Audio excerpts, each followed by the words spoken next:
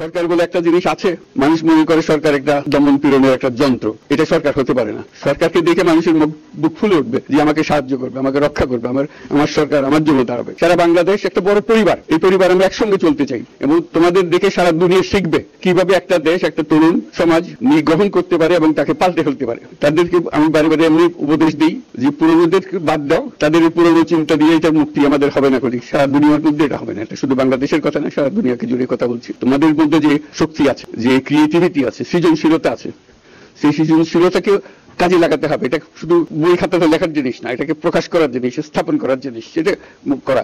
এটা আমরা এই আজকে আমাদের পুরো কাজটা হলো, দায়িত্বটা হলো, তারা যেটা অর্জন করে নিয়ে এসছে এখন তাদেরকে দিয়ে এটাকে করিয়ে দেওয়া, আমাদের সমস্ত কাঠামোগুলো পরিষ্কার করে দেওয়া।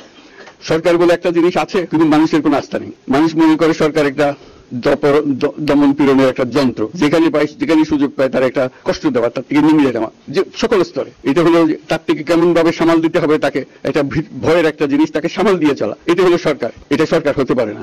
সরকারকে দেখে মানুষের বুক ফুলে উঠবে যে আমাকে সাহায্য করবে, আমাকে রক্ষা করবে, আমার সরকার আমার জন্য দাঁড়াবে। সরকার তার জন্য দাঁড়ায় না কোনো সময়।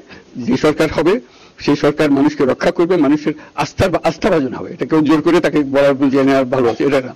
সে নিজে নিজে বিশ্বাস করবে সরকারি লোক দেখলে বলবে আমার লোক, আমাকে রক্ষা করার লোক। সেই রাস্তাটা আমাদেরকে ফিরিয়ে আনতে হবে মানুষের মনে।